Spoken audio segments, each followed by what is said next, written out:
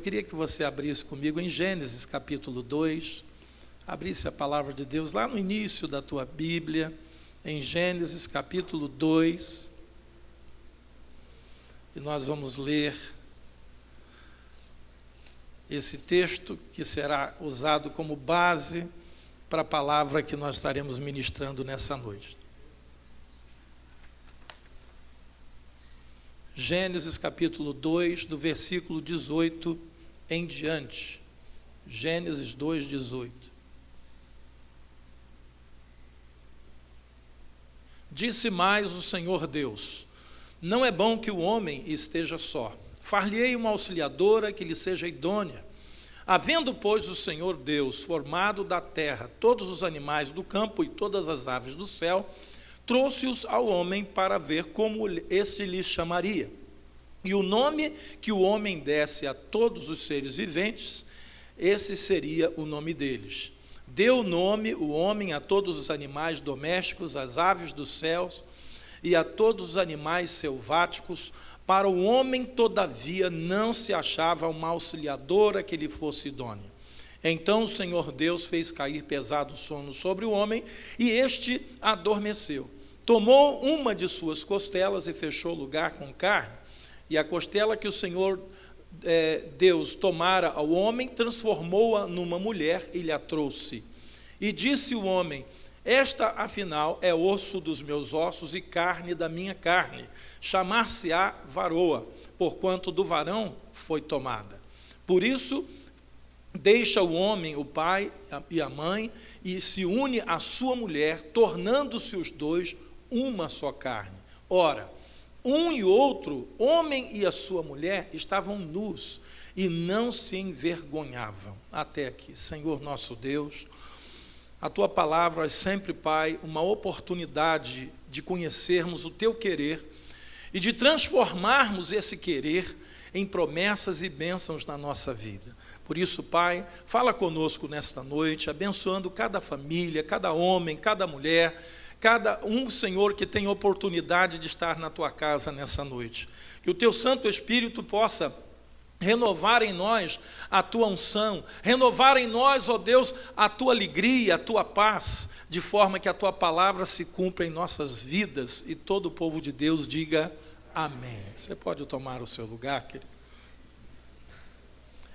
Eu quero falar nessa noite sobre como a gente faz para resgatar a alegria e a liberdade que devemos ter no nosso relacionamento conjugal e no nosso relacionamento familiar, não somente o casal entre si, mas também os pais em relação aos seus filhos e os filhos em relação aos seus pais.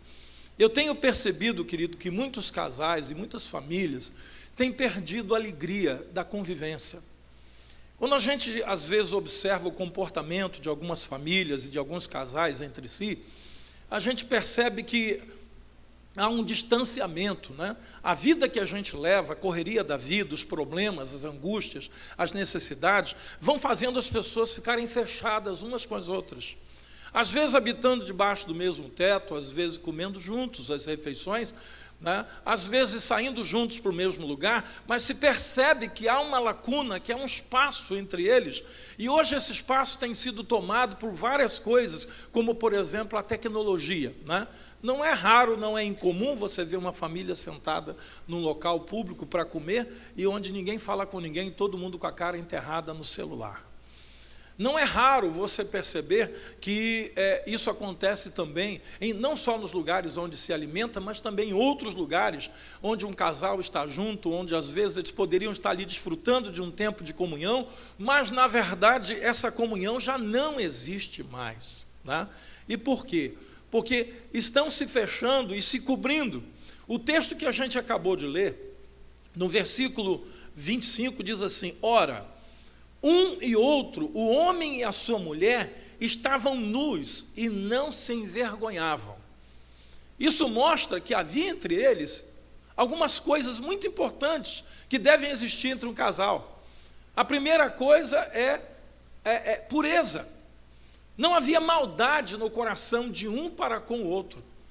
Eles estavam ali coabitando, vivendo juntos naquele jardim maravilhoso que Deus lhes havia preparado, e o casamento deve ser um jardim preparado por Deus para a vida de um casal.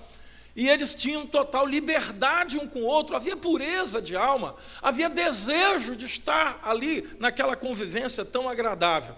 Por quê? Porque não havia vergonha entre eles e não havia temor entre eles.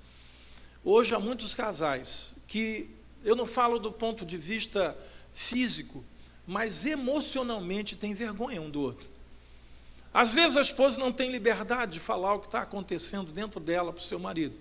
E o marido também, às vezes, não tem liberdade de falar o que está pensando, o que está sentindo, o que está passando dentro do coração dele para a sua esposa.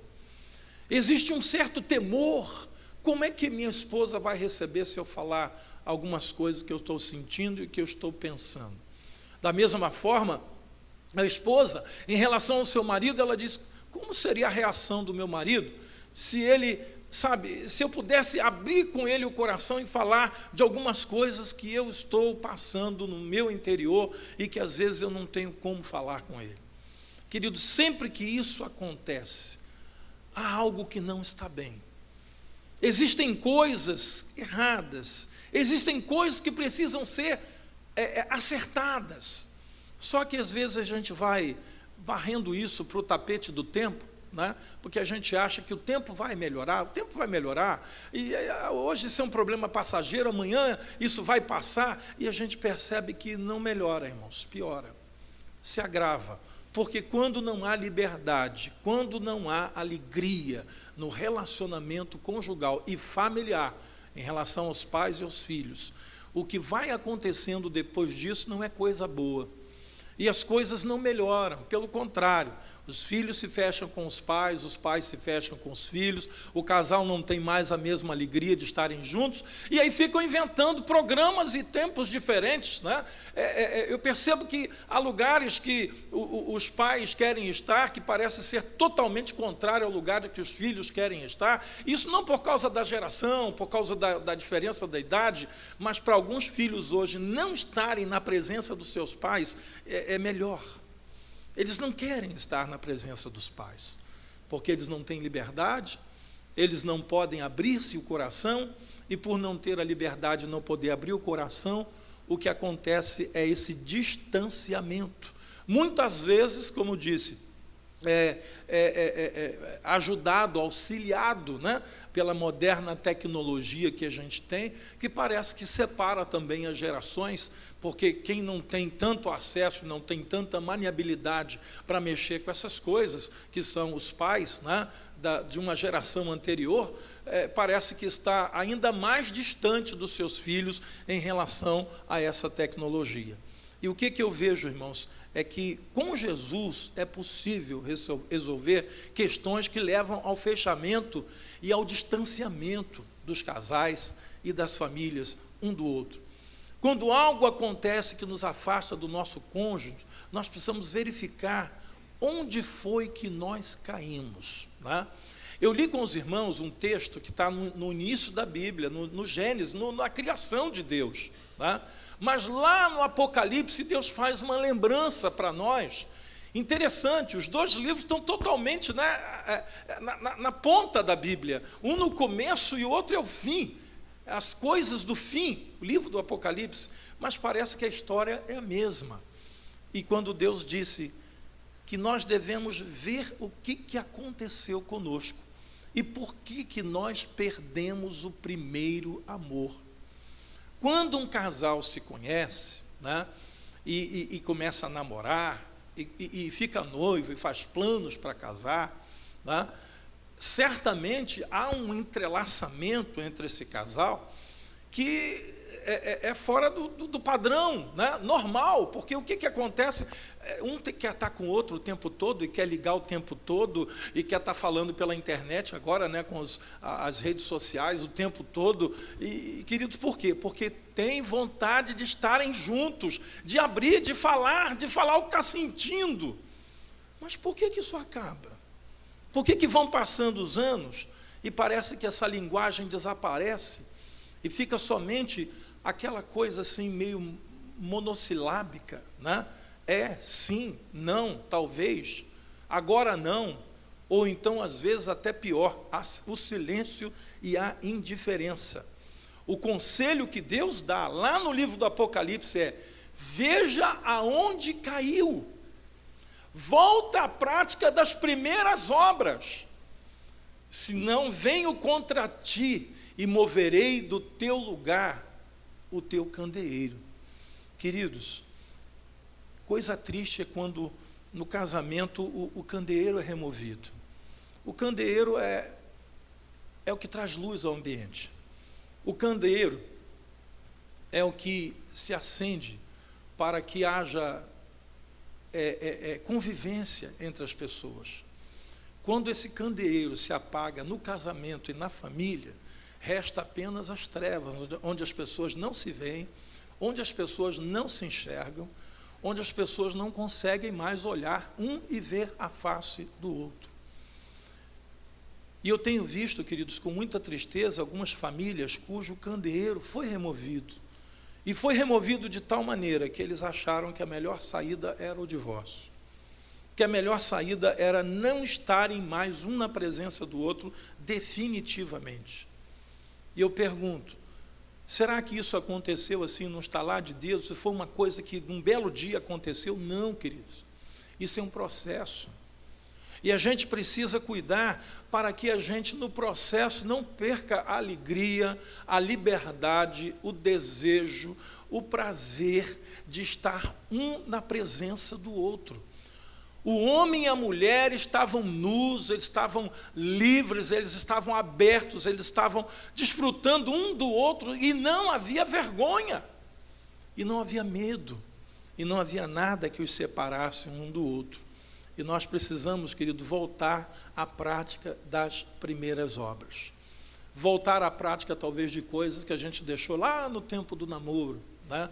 Lá no tempo em que, se pudesse, passavam os dois o dia inteiro juntos e não se cansavam um do outro. E havia momentos que não havia nem o que falar mais, mas só o fato de estar perto um do outro estava tudo maravilhoso. Não é assim? Amém? Tem hora que um casal que está namorando, eles não têm mais o que falar, né? Já falaram tudo que tinha que falar naquele dia, naquele momento, mas estar perto um do outro e gozar um da presença do outro já é bom demais. Nós precisamos resgatar, querido, velhos e bons hábitos, né?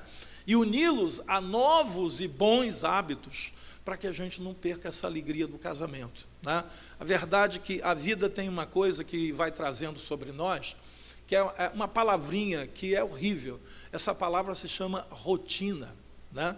A rotina vai roubando aquilo que deveria ser novo na vida do casal. É tudo do mesmo jeito, é tudo mais ou menos na mesma hora, os compromissos, os relógios acertados, né? Sai de casa correndo, o horário do trabalho, o horário da escola das crianças, o horário de estar na igreja, o horário, a gente vai caindo nessa rotina do horário. Mas eu posso dizer para vocês, querido, que no meio de tantos horários e tantas rotinas, a gente precisa encontrar tempo para a gente passar tempo um com o outro, e passar tempo com os nossos filhos, e passar tempo com aquilo que é mais importante, porque às vezes a gente fica dando valor a coisas que um dia vão acabar e deixa de lado as coisas que são eternas. A convivência, o amor, né, como a palavra de Deus nos diz em 1 Coríntios, o amor é o que vai nos levar para a eternidade. A eternidade vai ser cheia de amor, porque Deus é amor. E por que a gente, ao invés de cultivar o amor, a gente, através da rotina, começa a cultivar o ódio, o rancor, a mágoa, a indiferença? E isso tem levado muitos casais a se fecharem um com o outro de tal maneira que não há mais diálogo. E talvez chegue o dia em que, para haver diálogo entre os dois, haverá que ter entre os dois um juiz ou um advogado. Aí eu pergunto, por que chegamos a esse ponto? Vede, pois, né? Vejam, pois, onde foi que vocês caíram. Arrependam-se e voltem às práticas das primeiras obras. Querido, nós devemos nos lembrar em todo o tempo que nós estamos rodeados de um inimigo, que Jesus nos alertou sobre ele, quando ele falou as palavras que João relatou no seu evangelho. Em João, no capítulo 10, versículo 10, Jesus nos faz lembrar que nós temos um inimigo que a todo tempo tenta nos matar, roubar e destruir. Não tem como você ignorar esse inimigo, porque ele vai fazer isso. Adão e Eva foram visitados por esse inimigo. Tudo ia muito bem, eles não tinham vergonha, tinham alegria de estar um com o outro, tinham liberdade, estavam vivendo na plenitude de uma convivência boa que Deus lhes havia dado. Até que esse inimigo se aproximou, matou, roubou e destruiu os sonhos de Deus na vida desse casal. O importante, queridos, o que eu tenho percebido, né, e muito isso, é que a gente vive nesse mundo como se Satanás não existisse, e como se ele não fosse nunca nos incomodar. Eu quero dizer para cada homem, mulher, jovem que está aqui, que ainda vai casar, eu quero dizer para os casais que já são casados, eu quero dizer para os filhos que ainda convivem com seus pais e os pais que ainda convivem com seus filhos: nós temos um inimigo que todo dia tenta roubar de nós a alegria de convivermos um na presença do outro. O diabo não gosta de um casal que vive bem. Satanás não gosta do que aconteceu aqui nessa noite, quando 20 anos depois, esse casal ainda está na presença de Deus, vivendo um para abençoar a vida do outro, com as lutas, com os problemas, com as dificuldades que o mundo lhes impõe, mas eles estão vencendo, e 20 anos se passaram, e eles continuam querendo renovar a sua aliança em Cristo Jesus. Satanás não gosta disso. O inimigo que a gente tem, ele odeia a família, até porque ele não tem família. Satanás não gosta de casal que vive bem, que tem alegria um com o outro, que tem liberdade um com o outro. Não gosta. Ele quer jogar inimizade entre o homem e a sua mulher, entre a mulher e o homem. Ele quer jogar inimizade entre pais e filhos. Ele quer que os filhos não entendam os pais e os pais também não entendam os seus filhos. Então a igreja precisa acordar para isso, queridos. Sabe por quê? Porque o tempo está acabando. O reloginho está batendo as últimas badaladas. E a gente percebe isso pelo desespero, pela forma como Satanás tem agido em nossos dias, que não é mais uma coisa escondida, não é mais uma coisa, sabe, faz de conta, não. Hoje o inimigo tem se mostrado com todas as letras, com toda a sua aparência, com todo o seu ardor de morte. Satanás tem se mostrado. Sabe por quê? Porque pouco tempo lhe resta. Adão e Eva não vigiaram, e por isso, a primeira coisa que aconteceu após o pecado foi que eles sentiram vergonha um do outro. E imediatamente foram buscar uma forma de se esconder um do outro, de se cobrir. E não só sentiam vergonha um do outro, como os dois também estavam com vergonha de Deus, porquanto quando Deus os chamou na viração do dia, como era costume fazê-lo, eles tentavam se esconder nas árvores entre o jardim. Quantas pessoas hoje se escondendo de Deus, né? E se escondendo do seu cônjuge, se escondendo da sua família, às vezes debaixo do mesmo teto. Jesus deixou bem claro, querido, que veio para que nós tivéssemos vida e vida em abundância. Nesse mesmo texto de João 10:10. Ele diz: o inimigo vem para roubar, matar e destruir, mas eu vim para que vocês tenham vida e a tenham em abundância. E o que eu quero dizer para cada família e cada casal aqui nessa noite, que nós temos uma promessa maravilhosa de Deus. Nós podemos viver nesse jardim que Deus preparou para nós. Nós podemos viver num casamento bem-aventurado, feliz. Sim, com lutas, com dificuldades que a vida tenta nos impor, mas na certeza de que Jesus está conosco e Ele veio para nos dar vida e vida em abundância. A esposa poder amar o seu marido, o marido poder amar a sua esposa, os filhos poderem viver bem com os pais. Eu sei que há dificuldades, né, no meio dessa caminhada. A cabeça dos pais é um pouco mais antiga, a cabeça dos filhos é um pouco mais moderna, mas, queridos, eu não vejo incompatibilidade com essa convivência quando Jesus está no nosso coração e quando a promessa de Deus está se cumprindo na nossa vida.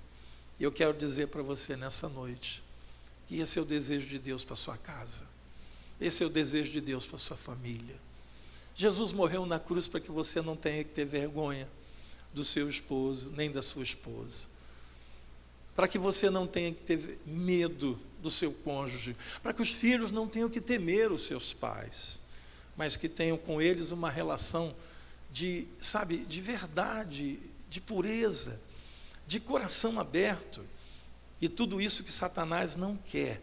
Ele quer que as pessoas se estranhem dentro da sua própria casa e que sejam estranhos um para o outro e que não consigam nem acesso ao coração um do outro. Alguns maridos e esposas estão colaborando hoje com o inimigo. É com tristeza que eu digo isso. Alguns maridos e esposas estão colaborando com o inimigo para destruir o seu próprio casamento. Por quê? Porque estão se afastando um do outro. Estão se fechando um para o outro. Quando o seu cônjuge faz algo ruim ou alguma coisa ruim acontece, que a esposa não gosta, que o marido não gosta, na maioria das vezes o que se faz é se esconder. Queridos, quando isso acontece, as coisas vão se tornando cada vez mais difíceis. Por isso, o Senhor nosso Deus nos aconselhou na sua palavra: não se deite o sol sobre a vossa ira. Não se deite. Porque há momentos, né, que um casal, acontece entre o casal uma tristeza, né? O marido fala um negócio, a esposa não gosta ou faz, né? A mesma coisa, a esposa faz alguma coisa ou fala alguma coisa que o marido não gosta. Acontece alguma coisa na família, a reação da esposa não agrada o marido, a reação do marido não agrada a esposa, isso acontece. Mas, querido, nós não podemos deixar que isso se torne o motivo de não haver mais alegria um com o outro, de não haver mais vontade de estar um na presença do outro, de se evitar, né, um ao outro. É horrível quando isso acontece. É horrível quando o marido não deita na mesma cama com a esposa à noite, quando ele tem que dormir na sala, quando a esposa fecha a porta e diz: não quero que você entre aqui. Irmãos, isso não é normal, isso não é natural, isso não é para a igreja, isso não é para o povo de Deus. Há momentos em que nós precisamos colocar à prova o amor que nós temos um pelo outro e o amor que nós temos para com o nosso Deus. E o que é pior, eu vejo casais hoje que, além de se separarem dentro de casa, cristãos, servos de Deus, começam a envolver os filhos nos seus problemas na tentativa de se defenderem um contra o outro. A esposa tentando mostrar para os filhos que ela está certa e que o marido está errado. O marido tentando mostrar aos filhos que ele está certo e a esposa está errada. Irmãos, e não tem coisa mais terrível para a vida de uma criança, de um adolescente, ou até mesmo de um jovem, quando tem que conviver com uma situação dessa dentro da sua casa. E isso, quando começa a acontecer esse tipo de envolvimento, querido, às vezes envolve até parentes e às vezes envolve até amigos. Tá? Eu já vi casais que não estando bem um com o outro, a esposa tem lá suas amigas e ela tenta falar para suas amigas de tudo aquilo que ela acha que o marido está fazendo de errado. E também o marido faz a mesma coisa com seus amigos, com a sua parentela. Queridos, isso não pode ser assim, porque quando começa a acontecer isso, o caminho do divórcio, ele torna-se um caminho, às vezes, sem volta. Um caminho onde não tem mais como, não tem diálogo. Não tem condição mais de um ficar. Irmãos, como é que um marido vai ficar à vontade na presença de uma esposa que ele sabe que está falando mal dela com todos? Falando mal dele, aliás, com todos. Que liberdade vai ter uma esposa que o marido está fazendo a mesma coisa com ela? Aí o que acontece? Um se fecha com o outro e passa a não contar mais nada, e passa a não compartilhar mais nada, e passa a não dizer mais nada. Às vezes se fala com o vizinho, mas não se fala com o cônjuge. Irmãos, isso tem acontecido. E é terrível quando isso acontece com cristãos. Não pode acontecer. Ah, bispo, mas no meu casamento está acontecendo. Eu digo a você, Quando um casal passa por uma crise, uma situação que tentaram resolver entre eles e não estão conseguindo resolver, não é com os filhos que tem que tentar resolver, não é com a família que tem que tentar resolver, não é com os amigos do trabalho que tem que tentar resolver. Deve-se procurar a liderança espiritual, deve-se procurar alguém que seja imparcial, que não tenha envolvimento de laços de família e de amizade muito próxima, que seja capaz de ouvir a voz de Deus e falar diretamente ao coração do casal. Mas o que muitas vezes acontece é que a esposa e o marido não querem pessoas isentas. Eles querem alguém que eles possam dizer assim: você concorda comigo? Você não acha que eu estou certa? Você não acha que eu estou certo? E eles sabem que não vai haver esse tipo de concordância, né? Que não seja da vontade de Deus, não vai haver quando se procurar uma liderança espiritual. Eu tenho aconselhado os casais da igreja: procure o seu pastor, procure o seu bispo, procure o líder do seu ministério, procure alguém que está mais perto e que tenha condição de fazer um aconselhamento, ou quem sabe até para indicar, né, uma terapia de casais. Aliás, eu aproveito para dizer isso. Existem profissionais hoje, cristãos, servos de Deus, pessoas gabaritadas, preparadas, instruídas, preparadas mesmo, para ajudar casais num momento assim, para fazer uma terapia de casal. Não vá procurar qualquer um, né? Porque, não, está lá no consultório escrito o nome. Não, não é assim. Procure referência desses profissionais com o seu pastor, com a sua liderança, porque nós temos pessoas para indicar. E eu digo que, se os dois quiserem resolver a questão vai ser resolvida. E, novamente, eles vão poder ter liberdade um com o outro e poder ficar, sabe, e abrir o coração. Porque a terapia de casal, irmãos, nada mais é do que oferecer ao casal a oportunidade de voltarem a falar e a colocar para fora aquilo que estão sentindo, porque não estão conseguindo mais fazer um com o outro. Mas eu digo que não foi para isso que Deus preparou o casamento e para isso que Deus preparou a família. Deus preparou o casamento para o marido ter alegria, para a esposa ter alegria, para ambos viverem com paz no coração e não terem vergonha e nem medo um do outro. Se alguma coisa não está assim no seu casamento, não espere ficar pior. Não espere que a ação do tempo vai melhorar. Irmãos, tempo não melhora o que é ruim. O que é ruim com o tempo fica pior. O tempo, ele pode melhorar o que é bom, mas o que é ruim não. O que é ruim nós precisamos tratar. Nós precisamos curar. Nós precisamos seguir o conselho lá de Apocalipse, capítulo 2, 4 e 5, quando diz: lembra-te, pois, de onde caíste, arrepende-te e volta à prática das primeiras obras. Nós recebemos, querido, da parte do nosso Deus, né, não somente promessas e bênçãos, nós recebemos também armas necessárias para a gente lutar contra o inimigo que ferozmente, que tenazmente nos assedia, como diz a palavra de Deus. O apóstolo Paulo diz que as nossas armas são poderosas em Deus para anular sofismas, ou seja, pensamentos humanos, né? Aquelas coisas assim, a esposa diz: eu acho desse jeito, o marido diz: eu acho de outro jeito. Isso é um sofisma, irmãos. Mas quando a gente busca as armas de Deus, esses sofismas, eles caem, e o que prevalece é a vontade de Deus nas nossas vidas. Você quer abrir lá comigo em 2 Coríntios? Na segunda epístola de Paulo aos Coríntios.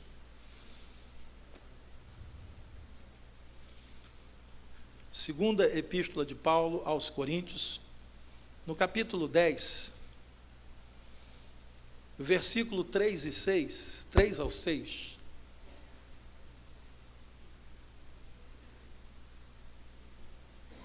Segunda Coríntios, capítulo 10, versículo 3 ao 6, que diz assim: porque embora andando na carne, não militamos segundo a carne, porque as armas da nossa milícia, ou seja, da nossa guerra, não são carnais, e sim poderosas em Deus, para destruir fortalezas, anulando o sofisma. Irmão, a gente percebe quando vai conversar com um casal que está vivendo um drama, e que não estão conseguindo se entender, né? É que existem ali fortalezas, né? A esposa, ela tem, né, as suas razões, e ela entra dentro daquela fortaleza e ninguém tira ela dali. O marido também, ele constrói para si uma fortaleza e ficam os dois de lá e de cá atirando pedra no outro, dando flechada um no outro, jogando lança um no outro, jogando bomba um no outro, jogando granada um no outro, e cada um na sua fortaleza. Mas quando a gente, ao invés de usar as armas humanas, nós entendemos que as nossas armas não são carnais, e sim poderosas em Deus, para destruir fortalezas e anular sofismas, e toda altivez que se levante contra o conhecimento de Deus, né? Irmãos, é comum isso na vida de uma família, de um casal, que estão vivendo uma crise, uma certa altivez, né? Um nariz empinado, aquela coisa de não querer ceder, não cedo, eu estou certo, eu estou certa, e é por isso, e é por aquilo. Irmãos, quando as armas são poderosas em Deus, a gente age de uma outra maneira. A gente leva todo o pensamento cativo à obediência de Cristo, como diz o versículo 5. Estando prontos a punir toda a desobediência, uma vez completa a vossa submissão. Como é que resolve uma questão como essa? Quando um casal não tem mais alegria, não tem mais prazer, não tem mais diálogo, cada um está na sua fortaleza, cada um está na sua retranca, né? Como é que resolve isso? A gente leva a nossa vida a ser submissa a Cristo. Quando a gente se submete a Cristo, eu digo à esposa, você quer ganhar o seu marido sem palavra alguma? Se submeta a Cristo.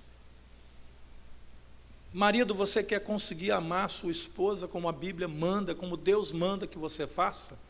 Se submete a Cristo e à palavra de Deus. Porque quando a gente se submete a Deus e a sua palavra, essas fortalezas são desarmadas. E a esposa não tem mais que lutar contra o seu marido, o marido não tem mais que lutar contra a esposa, mas a presença de Deus começa a destruir esses sofismas, né, esses pensamentos humanos, essas ideologias humanas, e começa a reinar a paz do Senhor. Mas enquanto a gente não se submete, engraçado, né? Que a gente tem uma facilidade danada para achar erro no outro e dizer aonde que o outro não está se submetendo a Cristo. Mas nós temos uma dificuldade tremenda de achar onde nós não estamos fazendo isso. É sempre o outro, né? Às vezes você está ouvindo uma mensagem como essa e você diz assim, dou graças a Deus porque faço tudo isso que o pastor está falando aí. Né? Mas o meu marido não faz, a minha esposa não faz, os meus pais não fazem, os meus filhos não fazem. Ah, se meu filho estivesse aqui, ah, se a minha esposa estivesse aqui. Irmãos, não é assim que você vai resolver esse problema. Seja o que for, você tem que se submeter a Cristo. E uma vez que você se submete a Cristo, as outras coisas vão começando a entrar no lugar. Porque as armas da nossa milícia não são carnais.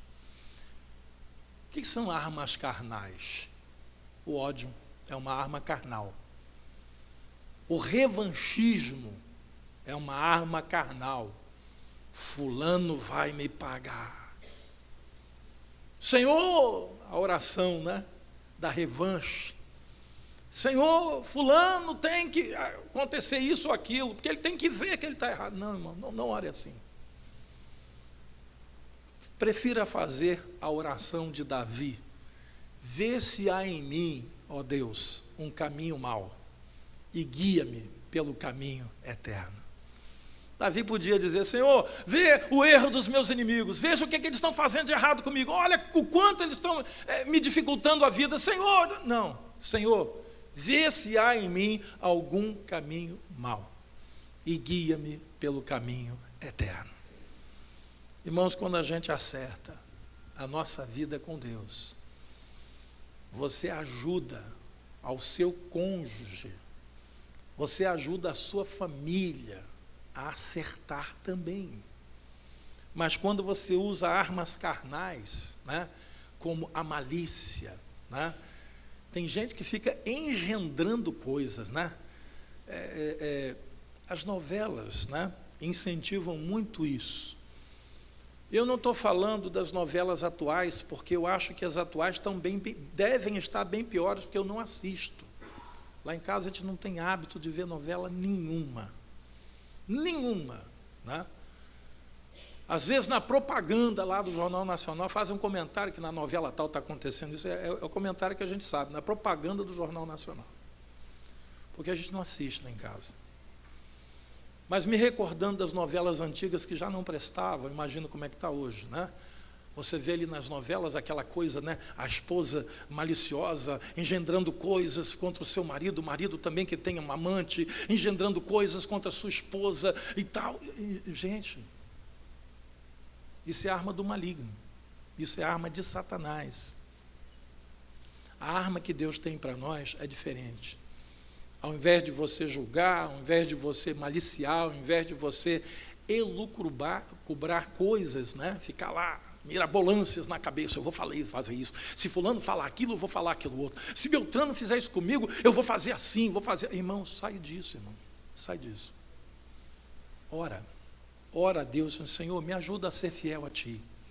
Me ajuda a fazer a Tua vontade na minha vida, porque eu sei que se eu fizer a Tua vontade, se meu coração for puro, se eu andar na Tua presença, se eu satisfazer a Ti, se eu Te alegrar, Senhor, as coisas melhores que podem me acontecer, vão me acontecer. Alegra-te do Senhor, e Ele satisfará os desejos do teu coração. Você sabe por quê? Porque quando a gente está numa alegria com Deus, a gente não tem desejo ruim. Deus não satisfaz desejos quando os nossos desejos são ruins. A palavra de Deus chega a nos dizer que nós, às vezes, pedimos coisas ruins, pedimos coisas más. Quantas pessoas, às vezes, pedem, né, a justiça de Deus no que diz respeito à punição de alguém, né? Senhor, faz justiça na vida de fulano, na vida de Beltrano. Essa é a oração que Deus não ouve. Porque a nossa ira não produzirá e nem nunca produziu a justiça de Deus. Por mais irado que você esteja contra alguém, Deus não vai fazer o que você quer. O segredo é você descansar o teu coração, abrir o teu coração e dizer, Senhor, eu não quero ter esses sentimentos. Eu rejeito isso no meu coração. Eu quero que a alegria do Senhor, que a vontade de Deus, que o prazer que há no teu coração seja o meu prazer. Aí você começa a vislumbrar uma outra situação. Aí você não vai ter que pedir conselho para o rancor. Você não vai ter que pedir conselho para a indiferença. Tem gente que acha que vai resolver o problema do cônjuge com indiferença, né? A esposa começa a ficar indiferente com o marido. O marido começa a ficar indiferente com a esposa, como que dizendo assim, eu vou provar para ele que eu vivo sem ele. E a esposa, o marido diz, eu vou provar que eu vivo sem ela. E os dois começam a conviver debaixo do mesmo teto, como se o outro não existisse. Meu Deus. Isso é a mesma coisa que instalar dentro de uma mesma casa uma grande bomba, onde tem dois botões que acionam a bomba. Um está na mão do marido, outro está na mão da esposa. E os dois apertarem o botão ao mesmo tempo. Quem vai sair ganhando essa guerra? Ninguém, os dois vão morrer. Os dois vão perder. Mas quando você abre o teu coração com Deus, aí você começa a desarmar o botão da sua bomba. Você começa a poder mostrar para o teu cônjuge que do seu lado o botão já está desarmado, já está desligado, não tem nem mais fio. Aí do outro lado o outro percebe, né, que se não há mais bomba a ser detonada do lado de lá, por que eu vou detonar uma bomba do lado de cá que vai matar os dois? Irmãos, é simples assim. Se nós queremos resultados de Deus, nós precisamos usar as armas de Deus. Lá em Efésios capítulo 6, Paulo lista as armaduras de Deus. Quais são as armas que a gente tem para usar? Tá? Eu não vejo nessa lista nada parecido com ódio, com mágoa. Lá em Efésios 6 não diz assim, a armadura de Deus, a malícia, a mágoa, o ódio, a indiferença. Não vejo, não tem essas coisas lá. Lá tem o escudo da fé, a espada do Espírito, o capacete da salvação. E aí quando você começa a perceber que essas são as verdadeiras armas, aí você entende que tem uma guerra a ser travado e que a nossa luta não é contra a carne e nem contra o sangue. Atenção, esposa, teu inimigo não é o teu marido. Atenção, maridos, teu inimigo não é tua esposa. Atenção, filhos, seus pais não são seus inimigos. Pais, por mais que os seus filhos estejam dando trabalho para você, eles não são seus inimigos. Nossos inimigos são outros.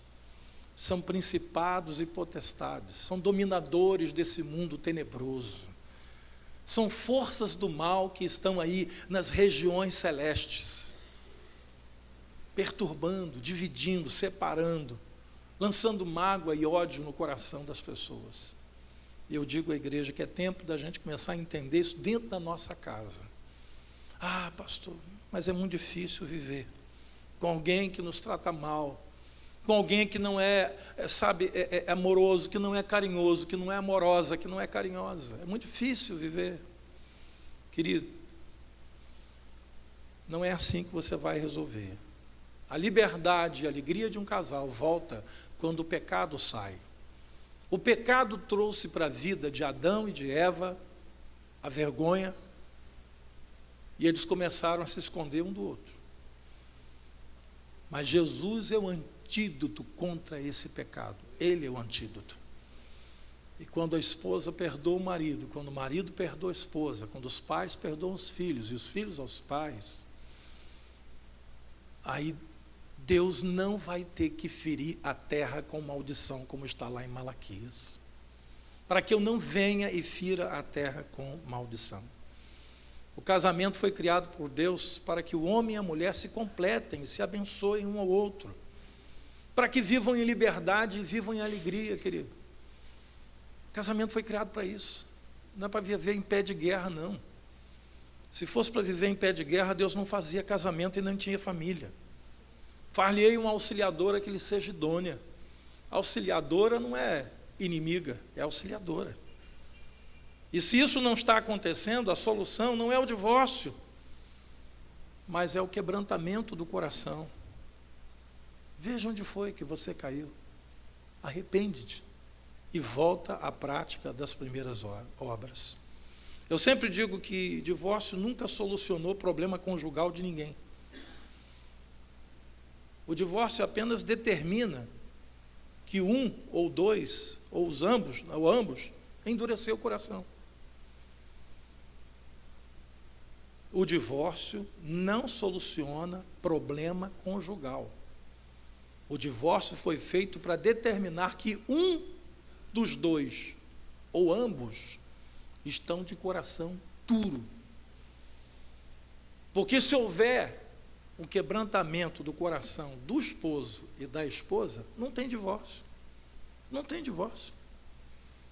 Divórcio não soluciona problema conjugal, divórcio arrebenta com o casamento, é diferente. Extermina o casamento, acaba o casamento. Tem gente que fala assim, eu vou solucionar, eu vou acabar com o meu casamento. Não está solucionando. Só está determinando que um dos dois, ou os dois, estão com o coração endurecido. Por isso, querido, vamos resgatar a alegria e a liberdade do nosso relacionamento conjugal. O conselho que eu tenho para dar a cada casal aqui, se você está vivendo bem, cuide para que ninguém tome isso de você. Procura, marido, ser um esposo melhor para a sua esposa. Esposa, procura ser uma esposa melhor para o seu marido. Investe nesse amor, nesse carinho, nessa liberdade, nesse relacionamento tão gostoso que vocês têm. Invistam nisso todos os dias, né? O que a gente faz para uma árvore, uma planta ficar bem, né? A gente aduba, a gente molha e às vezes até poda, né? Tem árvores que dependem para a saúde dela todo ano uma podação. Às vezes há momentos que ele tem que jogar uma água, né, na fervura, que é para poder não dar trela para o inimigo. Há momentos em que você tem que cavar um pouquinho, colocar um pouco de adubo no seu relacionamento, porque está ficando meio fraco. E há momentos em que você tem que pegar a tesoura de poda, né, e fazer uma boa limpeza. Mas não é só no outro. A primeira limpeza tem que começar na gente mesmo. Porque quando a gente limpa a nossa parte, a gente tem facilidade de limpar a outra. Mas eu digo à igreja que casamento é bênção. Tem gente que fala assim, casamento é problema. Não, casamento não é problema. Casamento é bênção.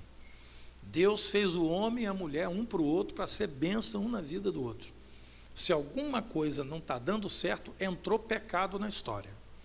E se entrou pecado na história, alguém está precisando se arrepender.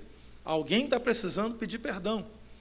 E se esse alguém se arrepender e pedir perdão, a bênção de Deus já é uma realidade na vida dessa família. Então, querido, eu não sei como é que está seu casamento hoje. Eu não sei como é que está a sua casa hoje. Se está bem, glorifica a Deus e investe para ficar melhor. Mas se está dando problema, quebranta o teu coração e diga, Senhor, eu quero as tuas armas e não as minhas, para que meu casamento seja restaurado. Em nome do Senhor Jesus. Amém, igreja?